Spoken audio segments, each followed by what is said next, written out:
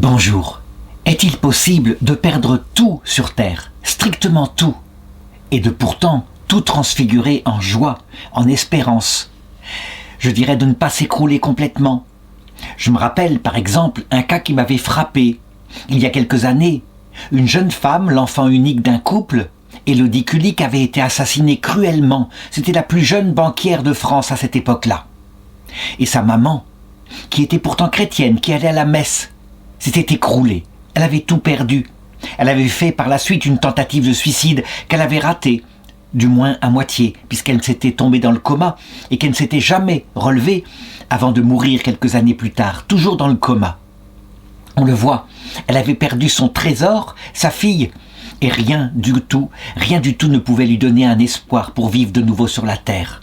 Je voudrais raconter le cas d'une femme qui a été canonisée par l'Église catholique et dont le cas est à peu près analogue. En tout cas, elle a tout perdu. Elle s'appelle la bienheureuse Marie Mancini. En réalité, son vrai prénom était Catherine. Marie, ce sera son nom de religion. Catherine Mancini. Elle faisait partie d'une famille noble italienne de la ville de Pise. Et son destin est extérieurement tout à fait tragique. Mais intérieurement, c'est une sublimation. Et c'est pas une sublimation simplement par des travaux psychologiques. Non, c'est parce que son cœur était placé ailleurs.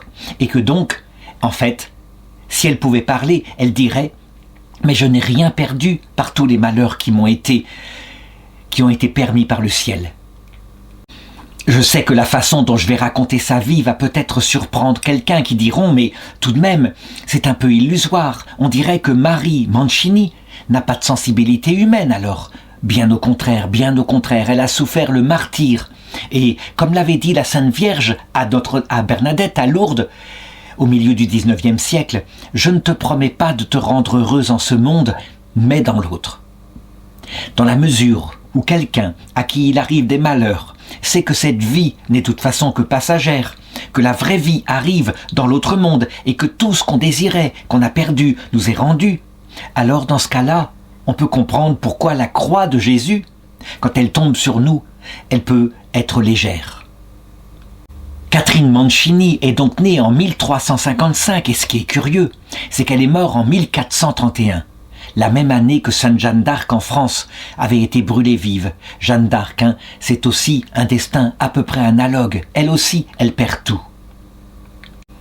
Ce n'est peut-être pas pour rien que ces deux jeunes femmes, du moins Marie Mancini n'était plus jeune, mais elle était jeune dans son cœur, sont mortes exactement la même année. Jeanne d'Arc d'abord en mai, et puis Marie Mancini le 22 décembre. Sur le papier, cette petite Catherine a tout pour être brillante dans sa vie, pour avoir un destin sur terre merveilleux. Elle naît en effet dans une famille noble, une famille distinguée de la ville de Pise. Pourtant, l'époque est fortement agitée. L'Italie est divisée en des petits États, des cités-États, qui se font la guerre. C'est un peu l'âge féodal à la mode italienne, et chaque duc voudrait s'emparer des terres du duc de la ville d'à côté. Ces 5 premières années sont merveilleuses, autour d'un papa, d'une maman, qui véritablement lui communique ce qui lui paraît le plus important de tout, déjà à cet âge-là. Elle comprend, toute petite enfant, pourquoi elle est sur la terre, et elle est fort sensible en particulier à la contemplation de la passion du Seigneur. Donner à un enfant la contemplation d'un Christ crucifié qu'elle voit à l'église, ça peut être effectivement quelque chose qui peut paraître traumatisant. En réalité, elle est confrontée à l'existence du mal et elle y est très sensible. Elle n'a pas l'âge de raison. L'âge de raison, théoriquement, c'est 7 ans. Mais à 5 ans, déjà, on la voit tout à fait raisonnable. Voilà l'histoire qui lui arrive. C'est une histoire très curieuse qu'on pourrait presque qualifier de coïncidence incroyable. Parce que ce qu'elle voit, ce à quoi elle assiste, aura un grand rôle dans sa vie plus tard. En effet, le membre d'une famille de Pise qui s'appelle Pierre Gamba Corta, et dont bientôt elle rencontrerait une nièce qui aurait un rôle très important dans sa vie, mais j'en parlerai tout à l'heure. Eh bien, Pierre Gamba Corta a été accusé de conspiration. Il a voulu s'emparer du pouvoir à Pise, et donc ses ennemis ont réussi à s'emparer de lui. Il est condamné à être roué sur un chevalet, et puis à être pendu. Il faut imaginer cette petite fille, Catherine, qui est là parmi le public et qui assiste à l'exécution. Elle en est malade. Elle prie pour lui, elle prie de tout son cœur. On pend le Pierre Gamba Corta, et voici que sa prière est si puissante, la prière de Catherine, que la corde casse. Il tombe par terre, et du coup, les juges, impressionnés par cela, la corde était incassable, eh bien, décident de commuer la peine de mort en une prison ou en un exil. Elle a manifestement obtenu par sa prière du ciel une intervention particulière, et cet homme a eu la vie sauvée. D'ailleurs, la preuve que c'est quelque chose de mystique, c'est que quelque temps plus tard, elle dit que la Vierge Marie lui est apparue et lui a demandé de réciter 7 Pater et 7 Ave Maria chaque jour, car la bonté divine la soutiendrait dans le danger. Il faut noter que ceci paraît anodin, une petite dévotion que lui demande la Sainte Vierge. En réalité, il y a un sens très symbolique. 7, c'est le chiffre de la perfection, de l'accès à Dieu sur terre. Le chiffre 6, c'est le chiffre de l'homme. On a 6 jours dans la semaine pour se tourner vers soi, sa carrière. Le chiffre 7, c'est le chiffre de l'homme avec Dieu. Il y a le 7e jour, le dimanche, consacré à Dieu. Qu'on lui demande de réciter 7 Pater, 7 Ave, semble indiquer que sur la terre, elle va arriver, ça lui est pas dit comme cela, mais c'est comme ça que je l'interprète, à la perfection d'un cœur pur. En tout cas, son destin, très vite, tourne mal à cause des ambitions de son père et de sa mère. En effet, son père, on le sait dans ses familles nobles de Pise, il veut faire de sa fille un instrument de sa politique pour établir davantage son pouvoir. Et donc, sans qu'elle ait le choix, à l'âge de 12 ans, en 1367, il décide de la marier. Ça paraît terrible, elle est encore une petite adolescente et presque une enfant, et pourtant elle est mariée avec un homme adulte. C'est le noble pisan qui s'appelle Baccio Mancini, il porte le même nom qu'elle, et de fait, il l'épouse, et le mariage est consommé, et vont naître de ce mariage 2 enfants. Mais ce mariage ne va pas durer très longtemps, puisque 4 ans plus tard, voici que Baccio Mancini meurt. D'une façon que je n'ai pas réussi à retrouver. Toujours est-il qu'elle a 16 ans, elle a 2 enfants dont la santé est assez mauvaise, et 2 enfants qui bientôt vont périr. Ses parents, on pourrait dire, elle a 16 ans, maintenant elle est grande, et puis le mariage donne une autonomie, ses parents auraient pu renoncer, pas du tout. Elle est redevenue un instrument, de nouveau, de la politique familiale, et donc de nouveau, on lui trouve un mari. Et on la force, on peut le dire, même si elle obéit à ses parents, on la force à se remarier.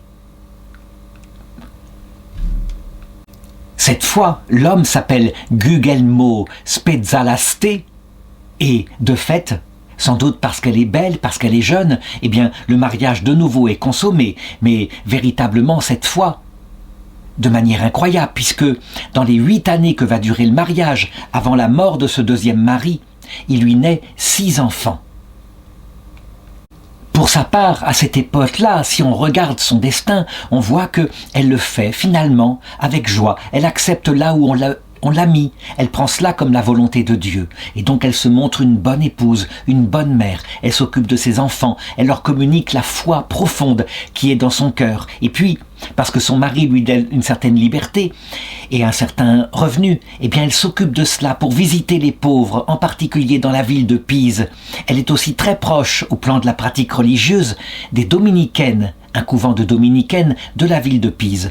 Il faut savoir que les dominicaines, c'est un ordre religieux contemplatif, fondé par Saint Dominique, qui lui avait fondé parallèlement les dominicains, des frères apostoliques, des frères prêcheurs. Et puis, il s'était rendu compte qu'il fallait qu'il y ait, pour soutenir par leurs prières les frères, des religieuses toutes données à Dieu, prêtes à se sacrifier, et ainsi leur prédication, en particulier devant les cathares dans le sud de la France, porterait ses fruits, puisque la prédication ne porte des fruits que par la grâce de Dieu. On ne voit notre Catherine à cet âge-là, alors qu'elle est entrée maintenant dans l'âge adulte, eh bien, elle vit un mariage heureux, quelque chose qui peut lui donner des moments de bonheur sur la terre avec Guglielmo. Mais malheureusement, à l'âge de 24 ans, de nouveau le malheur la frappe. Son mari meurt. Et elle a perdu déjà pas mal parmi les enfants qui sont nés, dans une époque où il y a, il faut le reconnaître, des tas de maladies, en particulier la peste qui court depuis à peu près un siècle, qui court sur l'Europe et qui revient par phases comme cela. Eh bien, tous les enfants qu'elle a, alors qu'elle se retrouve de nouveau veuve à 24 ans, tous les enfants qu'elle a, un par un, vont disparaître dans l'autre monde. Là, vraiment, on peut le dire, tout lui est arraché. Sans exception, elle a bien gardé sa famille, son père, sa mère qui sont là et qui, voyant qu'à 24 ans, elle est redevenue veuve et qu'elle va mal parce qu'elle passe à ce moment-là par une nuit terrible, ça ne pourrait pas être autrement. Qu'on se souvienne de cette parole de Sainte Thérèse d'Avila qui disait « Seigneur, pas étonnant que tu aies si peu d'amis, regarde comment tu les traites. » Oui, le malheur s'est appesanti sur son âme. Eh bien sa famille essaye de dire, parce qu'elle est encore fraîche, eh bien, qu'elle pourrait refaire un troisième mariage, quelque chose de plus, une nouvelle alliance, quelque chose qui aide la famille. Mais cette fois, parce qu'elle est assez mûre, parce qu'elle est maître d'elle-même, elle refuse, elle le dit, non, non, je ne me remarierai pas une troisième fois. Dans ce malheur terrible qui la frappe, tous les liens qu'elle avait sur terre sont partis dans l'autre monde. Elle se rapproche à cette époque-là, fort heureusement, des dominicains. Le tiers-ordre en particulier. Elle a un conseiller spirituel, mais elle va mal, je l'ai dit, elle passe par des nuits intérieures terribles. Dire que les choses se passent facilement, qu'on peut, quand on est fixé sur le Christ, ainsi perdre les siens, dans la joie, puisque on sait qu'on les retrouvera de l'autre côté. C'est une chose un peu facile, on garde cette sensibilité humaine, nous ne sommes pas des purs esprits, et donc la théorie qui dirait « la mort n'existe pas », n'en ayez pas peur, la séparation est pour quelques instants, est accompagnée de la pratique, de l'existence de cette sensibilité. Elle reste humaine, elle va donc connaître à cette époque-là une nuit de l'esprit terrible, mais soutenue, comme je l'ai dit. Et puis, elle se dévoue, et c'est peut-être une façon de fuir, de ne pas penser. Elle se dévoue dans l'apostolat, elle se rend en particulier à l'hôpital. On la voit qui donne des soins, un peu comme une aide-soignante, elle qui est de famille noble, aux malades les plus répugnants qu'on puisse imaginer. On la voit même qui essaye de faire contre elle des sacrifices, des pénitences. Mais peut-être qu'à cette époque-là, ce que je vais raconter maintenant, ça vient du fait justement que la mort étant partout présente, on ne croit pas en l'importance de la vie terrestre. Elle lave les plaies des malades et il lui arrive parfois de boire le vin qui lui a servi pour laver les plaies. Un jour, elle va raconter que, quand elle a bu ce vin, elle ressent à l'intérieur de son cœur une telle douceur, une telle joie, une telle présence de l'Esprit Saint, qu'elle se demandait si le malade qu'elle avait soigné n'était pas en personne Jésus-Christ, venu recevoir ses soins. Lorsqu'on regarde sa façon de vivre maintenant, et si on est dominicain, on peut se dire, malheureusement, elle est frappée par le malheur, ça a été trop dur, et donc elle entre maintenant dans une sorte de marginalisation mystique, quelque chose qui n'est pas naturel. Et c'est vrai, quand on voit par exemple que parfois, en pleine rue, elle est prise par des extases. Elle pense à Dieu, peut-être pense-t-elle aussi à tous ceux qui sont morts, tous ses enfants, ses deux maris. Et un jour, alors qu'elle est prise dans la rue par une extase brutale, elle est derrière une mule, la mule envoie un coup de pied, elle est renversée par ce coup de pied. Ce qui montre, manifestement, en tout cas c'est ce dont pourraient se demander les dominicains, qu'elle perd le contact avec la réalité. À notre époque, on l'enverrait chez un psychologue, quelqu'un qui puisse l'écouter. On peut dire que les dominicains ont ce rôle-là. En tout cas, on dirait, vous devez rejoindre la terre, vous devez avoir des activités pratiques comme jardiner, vous ne pouvez pas vous occuper que d'activités spirituelles, vous risquez de perdre contact avec la réalité. C'est ce qu'on dirait. Eh bien, elle rencontre à cette époque-là une petite religieuse, qui n'est pas vraiment religieuse, qui est simplement dominicaine, du tiers-ordre régulier. Ça veut dire qu'elle suit la règle dominicaine, mais de manière spéciale, pas à l'intérieur d'un couvent, mais plutôt en dehors du couvent, mais tout de même avec une règle qui lui est imposée par les pères dominicains. Elle s'appelle Catherine de Sienne, elle sera la future docteure de l'Église. Elle la rencontre et elle trouve auprès d'elle quelqu'un qui comprend immédiatement son âme et qui se rend bien compte qu'en réalité, elle n'est pas en train de rentrer dans l'illuminisme et dans la marginalisation mystique, que les malheurs ne font pas cela, que les extases ont une réalité, que ça vient vraiment du Seigneur, qui semble vouloir s'emparer de son cœur. Et donc, elle la conseille Et tout d'un coup, à travers cette nouvelle directrice spirituelle, peut-être plus fine que les pères dominicains, eh bien, elle va trouver l'équilibre dans sa vie. Sainte Catherine de Sienne va lui conseiller d'entrer, dans un premier temps, dans l'ordre séculier des dominicains. Ça veut dire de rester dans le monde, d'habiter toujours dans sa maison, de s'occuper des malades.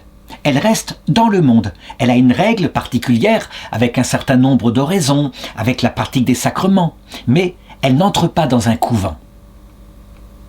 Il faut que je m'arrête un instant pour parler de Sainte Catherine de Sienne, docteur de l'Église. La rencontre avec cette femme va être absolument déterminante pour Catherine. Catherine de Sienne, elle est née en 1344, elle mourra à 33 ans en 1380. Quand elle rencontre Catherine Mancini, elle est donc dans la dernière année de sa vie. Mais Catherine de Sienne, elle a des extases. Elle est en contact avec le Seigneur. Elle le sait, ça peut arriver. Et donc, elle regarde les extases qui sont arrivées aussi à Catherine. Elle les regarde avec un œil positif. Et c'est vrai que la plupart d'entre nous, nous n'avons pas ce genre de fréquentation, d'apparition du ciel. Elle dit, non, ce sont des réalités. Ça t'est arrivé dès l'âge de 5 ans. Et elle lui communique alors sa spiritualité. Elle lui explique le but de la vie chrétienne et de tous ces malheurs qui arrivent. C'est que l'Esprit Saint habite dans le cœur, de le fréquenter dans le cœur à cœur de la prière. Elle lui explique aussi les raisons des souffrances envoyées par le ciel, bien sûr, puisque le ciel pourrait les arrêter. Elle lui dit, c'est la croix quand elle arrive ainsi, et qu'elle nous plonge quelquefois même dans les ténèbres de l'âme, eh bien, la croix qui façonne en nos cœurs de l'humilité, et qui permet au Christ de venir s'emparer de notre cœur totalement. Et donc elle lui conclut en lui disant, les croix, à cause de cela, il faut les désirer. Il faut même désirer les souffrances, non pas en elles-mêmes, mais à cause de ce qu'elles produisent dans le cœur. Recevoir ainsi l'enseignement spirituel, mystique de Sainte Catherine de Sienne, c'est évidemment quelque chose d'extraordinaire, d'autant plus que Catherine, juste après avoir terminé cette mission, s'occuper de cette jeune femme d'à peine 25 ans, lui communiquer sa grâce, elle part pour l'autre monde, elle la quitte, elle la laisse ainsi sur terre. Alors, à ce moment-là, Catherine n'a plus qu'une idée. Elle ne veut pas se contenter d'être dominicaine dans l'ordre séculier, elle voudrait aller plus loin maintenant. Pas question évidemment de se remarier. Maintenant, elle décide. Elle veut dans la voie de la perfection, la voie la plus radicale, et donc elle demande aux dominicains la possibilité d'entrer dans l'ordre régulier dominicain, le tiers-ordre régulier. C'est donc une forme de vie qui n'est pas tout à fait celle des religieuses dominicaines, avec une clôture, une mère abbesse, l'obéissance, mais qui y ressemble, avec tout de même des allègements, qui fait qu'on peut sortir du couvent et on peut s'occuper des malades, par exemple. La grande différence avec l'ordre séculier, c'est que là, pour le coup, on fait un vœu de chasteté, on porte aussi l'habit dominicain. Donc on ressemble à des religieuses un peu apostoliques, mais d'abord contemplatives. C'est une façon qu'avait le Moyen-Âge, avant l'invention des ordres purement apostoliques, une façon de permettre à des religieuses de ne pas être clôturées complètement, ce qui n'était pas à la mode à cette époque-là. Donc c'est accepté, elle entre ainsi, elle, et elle donne une partie de sa fortune aux pauvres, une autre partie à son couvent. Et elle décide de changer de nom à partir de maintenant, parce que la Vierge Marie lui est apparue quand elle avait 5 ans, que c'est un souvenir merveilleux dans son âme. Elle décide de ne plus s'appeler Catherine, mais Marie. Et donc Maria Mancini entre dans le tiers-ordre des dominicaines.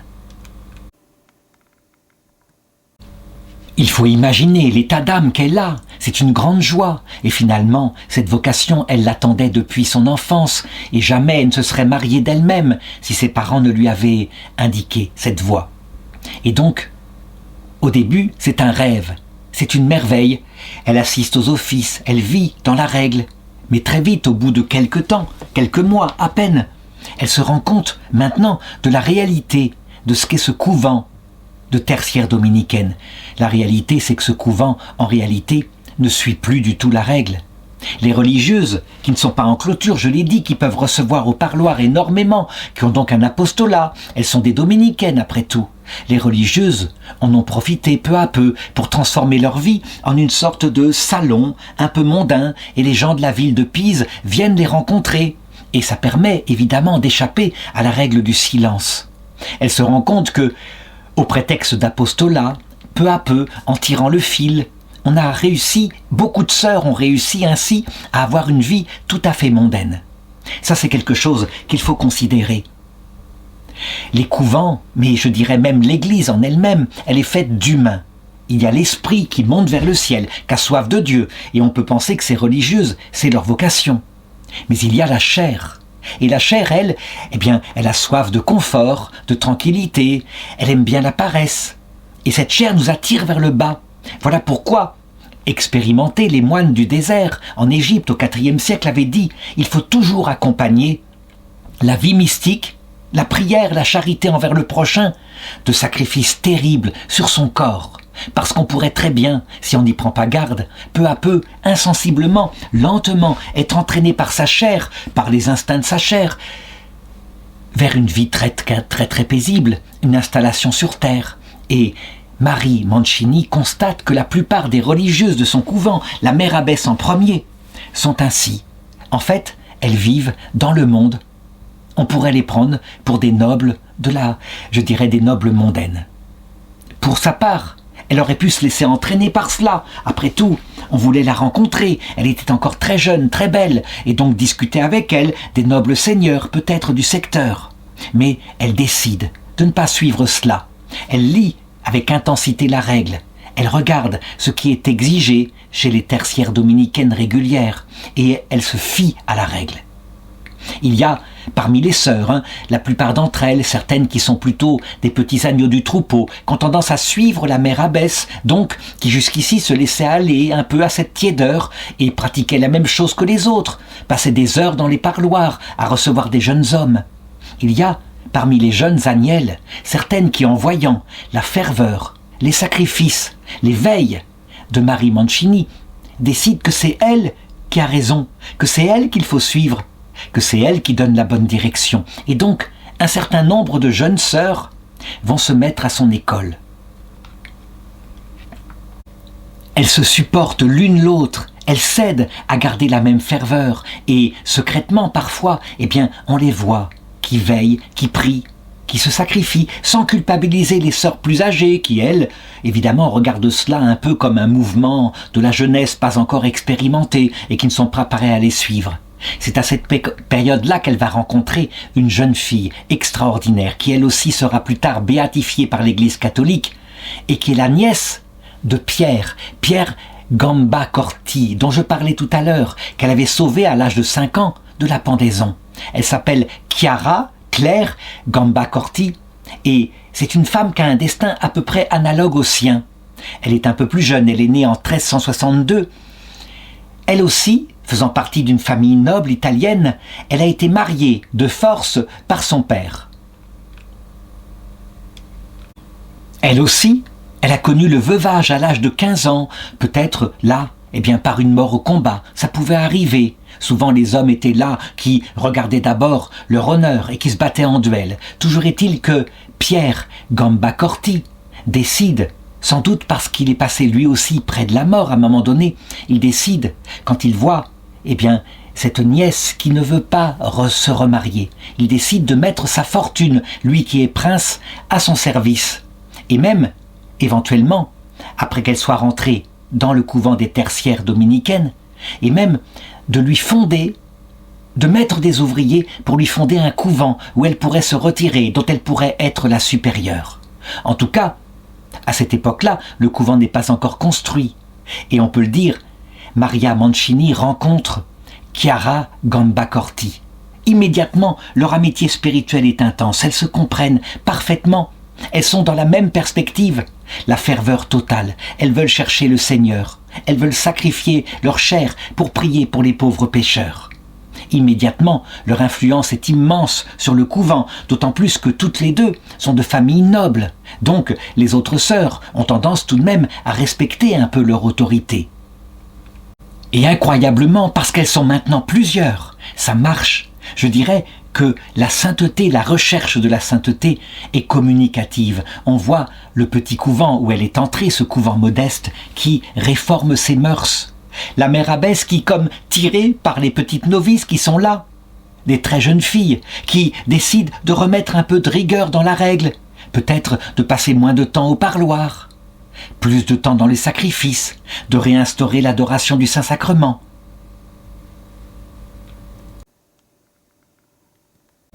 On peut le dire, avec Chiara, elle aurait pu rester dans ce monastère à jamais. Mais, je l'ai dit, il s'avère que Pierre Gambacorta, quant à lui, est en train de construire un nouveau couvent pour sa nièce. Et donc, à un moment donné, le couvent est terminé. Il n'y a plus qu'à le remplir avec des religieuses. Et donc, tout simplement, Chiara demande et propose aux religieuses qui veulent la suivre d'aller dans ce nouveau couvent. Et là-bas, sans qu'il y ait du tout le poids des anciennes, on pourra directement se donner à la règle de Saint-Dominique dans toute sa rigueur. Marie Mancini est une de celles qui va quitter alors ce petit couvent où elle était entrée pour suivre Chiara Gambacorta. Et Chiara Gambacorta se retrouve évidemment prieure de ce couvent de dominicaines. Quel est son état d'âme à ce moment-là ? Je dirais, la paix totale est entrée de nouveau dans le cœur de Maria. C'est vrai. Tout ce qu'elle a perdu, elle s'en souvient, elle n'a pas oublié ses enfants, tous morts, tous partis pour l'autre monde. Mais maintenant, elle ne vit plus qu'avec eux, dans la prière. Et rien, la mort et la distance qui est le voile qui fait qu'on ne les voit pas, rien ne peut les séparer d'eux, de la communion des saints. Elle a le cœur au ciel, et donc toutes les souffrances qu'elle a vécues, qui ont purifié son cœur, ont finalement produit le fruit dont j'avais parlé tout à l'heure. On est bien loin du destin de la maman d'Élodie Kulik, que je citais au début de cette vidéo.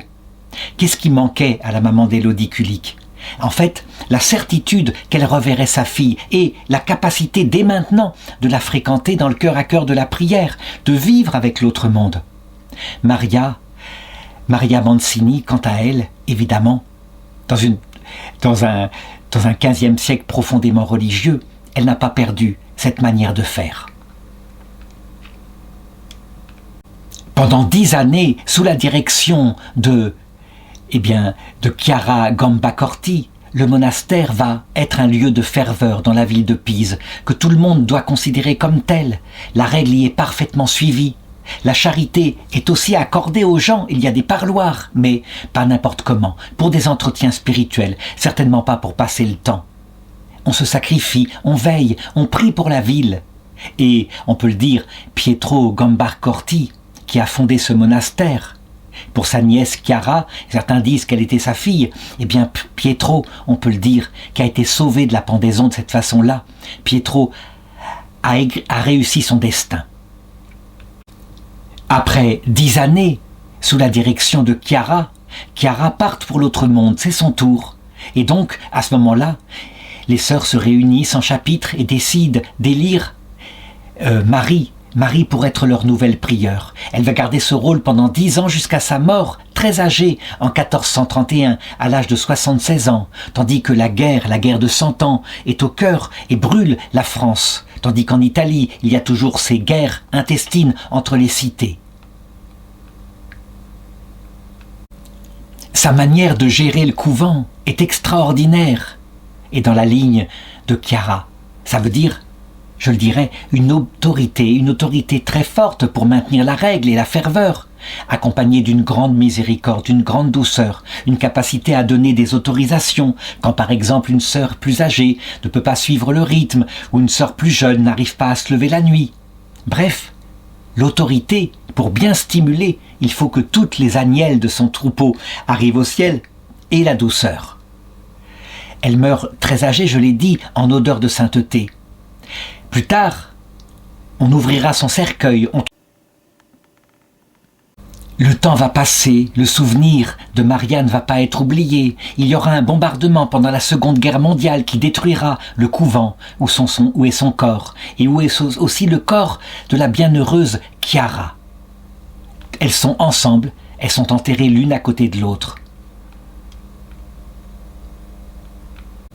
400 ans après sa mort, le pape Pie IX décidera de la béatifier, ce qui montre que jamais elle a été oubliée dans la ville de Pise. La béatification, c'est évidemment l'autorisation d'un culte à un endroit particulier. Ce n'est pas la canonisation pour l'Église universelle. Oui, c'est une sainte italienne. Et puis, elle était tellement intériorisée dans son petit couvent de Pise qu'on le comprend, que sa mémoire ne soit pas connue tellement à l'extérieur de l'Italie. Il n'empêche, elle fait partie de ces femmes saintes, épouses, mères, qu'ont connu le malheur, et je crois qu'on pourrait presque lui attribuer maintenant un patronage particulier. Être patronne de celles qui vivent ainsi un mariage douloureux, avec la perte de certains enfants, afin qu'elles tiennent bon, qu'elles subsistent sur la terre, qu'elles se propulsent par l'espérance dans l'autre monde, pour que jamais un tel malheur, qui est le plus terrible que peut connaître une épouse ou une maman, jamais un tel malheur ne puisse la conduire à renoncer à vivre, à se suicider. Au contraire, à attendre dans la joie la manifestation qui viendra très vite de l'autre monde. La vie terrestre est en fait très courte. Et quand on pense qu'elle est morte âgée, 76 ans, que de l'autre côté, instantanément, le Seigneur lui a rendu sa jeunesse. Elle était auprès de ses enfants et de ses deux maris qui l'accueillirent pour, pour son passage dans la vision béatifique.